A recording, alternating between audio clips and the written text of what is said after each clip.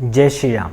मेरा नाम है अर्पित शुक्ला और आज के इस वीडियो में हम डिस्कस करने वाले हैं जन्म कुंडली के अंदर क्या योग होते हैं जिनकी वजह से व्यक्ति की सेकंड मैरिज होती है। तो आइए शुरू करते हैं आज के इस वीडियो को। यदि आप अपनी जन्म कुंडली अथवा ज्योतिष संबंधित कुछ भी डिस्कशन करना चाहते हैं तो स्क्रीन पर दिए व्हाट्सएप नंबर पर मुझसे कॉन्टैक्ट कर सकते हैं।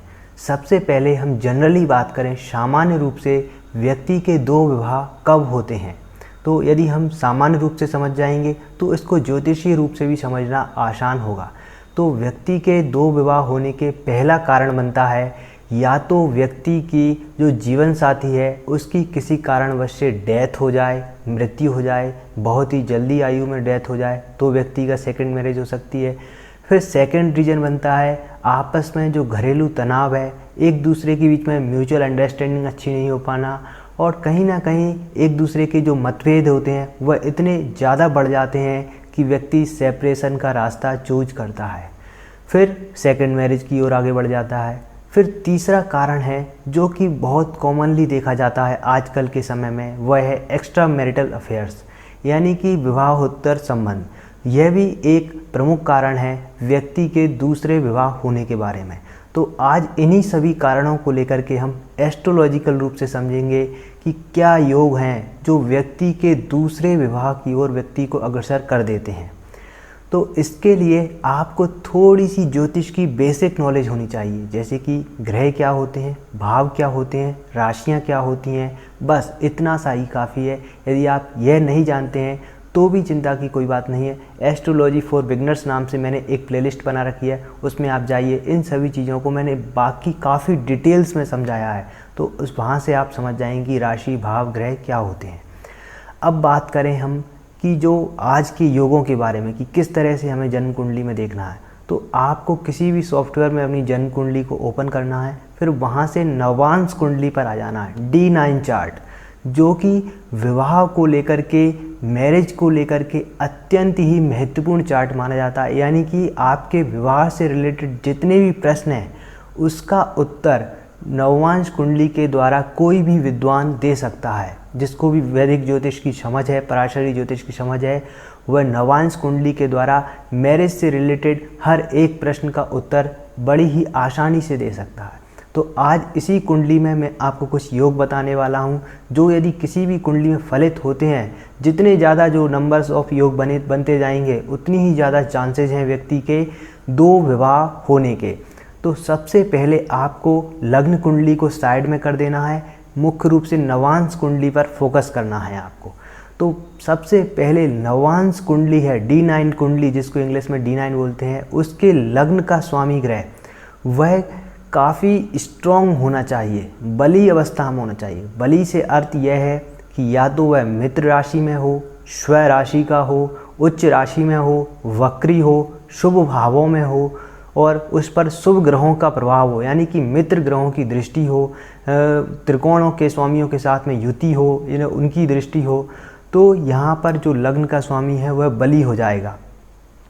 यदि नवांश के लग्न का स्वामी बली है तो पहली कंडीशन सेटिस्फाइड होती है कि व्यक्ति की सेकंड मैरिज हो सकती है। फिर आपको दूसरी कंडीशन देखनी है, जो नवमांश कुंडली है उसका सप्तम भाव, 7th हाउस और 7th लॉर्ड, इन दोनों में से कोई भी पीड़ित होना चाहिए, यानी कि एफ्लेक्टेड हो। अब वह एफ्लेक्टेड कब होगा?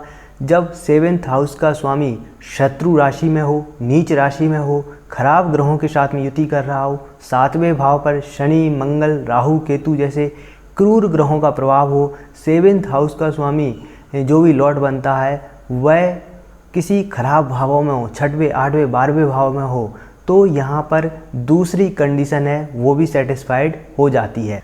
अगली कंडीशन है जो नवमांश कुंडली है उसके दूसरे 7वें 12वें इन तीनों भावों में से किसी भी एक भाव का स्वामी ग्रह कम से कम वह उपचय भाव में स्थित हो। उपचय भाव कौन कौन से हैं? तीसरा भाव, 6वां भाव, 7वां भाव, 11वां भाव, इन भाव में स्थित हो दूसरे 7वें 12वें में से किसी भी एक भाव का स्वामी ग्रह, तो तीसरी कंडीशन सेटिस्फाइड हो जाती है। फिर चौथी कंडीशन आपको देखनी है नवमांश कुंडली में धन योगों की संख्या, यानी कि जितने ज़्यादा धन योग बनेंगे नवमांश कुंडली में उतनी ज़्यादा चांसेज हैं व्यक्ति के दूसरे विवाह होने के, यानी कि एक सपोर्ट करने वाला योग माना जाता है।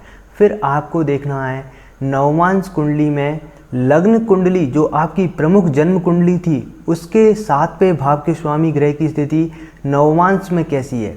वह नवमांश में यदि पीड़ित हुआ, एफ्लेक्टेड हुआ, तो सेकंड मैरिज के योग बन सकते हैं।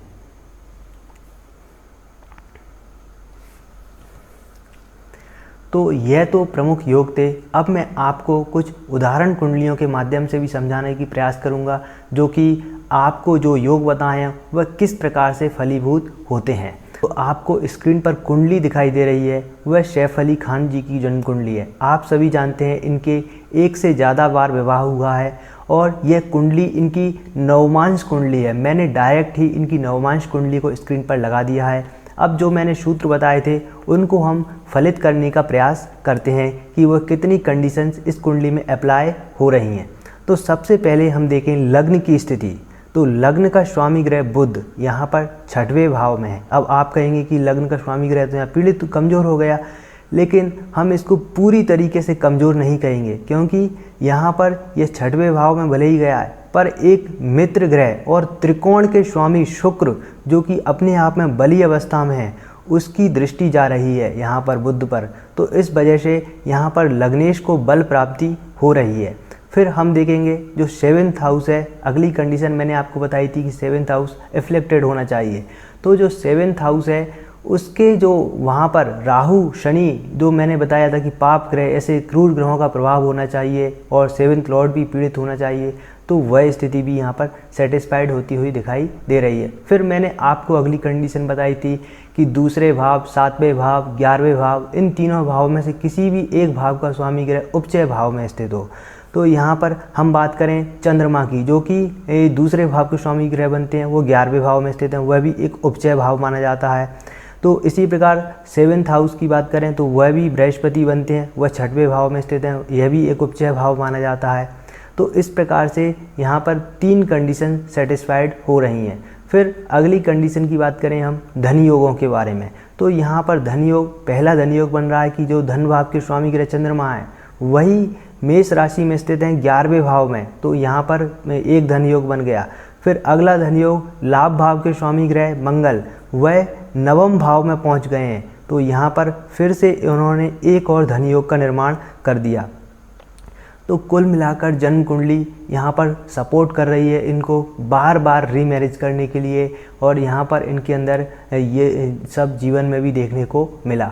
फिर हम अगली कुंडली की बात करें तो यहाँ पर जो स्क्रीन पर जन्म कुंडली दिखाई दे रही है वह संजय दत्त जी की जन्म कुंडली नहीं, नवमांश कुंडली मैंने आपको डायरेक्ट लगा दी है। अब नवमांश कुंडली की बात करें तो यहाँ पर जो लग्न है वहाँ पर शुक्र अपनी ही राशि में है, यानी कि लग्नेश अच्छी स्थिति में है, भले ही सूर्य के साथ में आ रहे हैं परंतु फिर भी लग्नेश यहाँ पर बली अवस्था में है। फिर अगली कंडीशन थी कि 7th लॉर्ड एफ्लेक्टेड होना चाहिए, यानी कि 7वें भाव का स्वामी ग्रह यदि आप दृष्टि डालेंगे तो वह मंगल बनेगा, और वह मंगल नीच राशि के हो रहे हैं 10वें भाव में, यानी कि 7वां भाव यहाँ पर पीड़ित हो चुका है। फिर अगली कंडीशन थी हमारी कि दूसरे भाव, 7वें भाव या 12वें भाव में से किसी भी एक भाव का स्वामी ग्रह उपचय भाव में हो, तो यहाँ पर मंगल दूसरे और 7वें का स्वामी बन करके 10वें भाव में स्थित है और यह भी एक उपचय भाव माना जाता है, तो यहाँ पर यह कंडीशन भी सेटिस्फाइड हो रही है। फिर हम बात करें धन योगों की, तो यहाँ पर जो लाभ भाव के स्वामी ग्रह बनते हैं वह सूर्य, वह लग्नेश के साथ में युति कर रहे हैं, यह भी एक धन योग ही माना जाता है। फिर हम बात करें यहाँ पर भाग्य भाव के स्वामी ग्रह, वह 5वें भाव में जा रहे हैं, यानी कि एक त्रिकोण का स्वामी दूसरे त्रिकोण में बैठ रहा है और लाभ भाव पर दृष्टि दे रहा है और मित्र राशि पर दृष्टि दे रहा है, सूर्य की राशि पर। तो इस वजह से यहाँ पर फिर से एक और धन योग का निर्माण हो रहा है। तो इस प्रकार हम देख सकते हैं कि इनके भी एक से अधिक मल्टीपल मैरिजेस इनके जीवन काल में हुई हैं। तो इस प्रकार से आप समझ चुके होंगे कि कैसे हम देखते हैं जन्म कुंडली में 2 विवाह के योग। उम्मीद करता हूं आपको मेरा यह वीडियो अच्छा लगा होगा, कुछ आपका ज्ञानवर्धन अवश्य हुआ होगा। वीडियो अच्छी लगी है तो वीडियो को लाइक कर दें और ज्योतिष संबंधी सामग्री के लिए आप चैनल पर भी विजिट कर सकते हैं।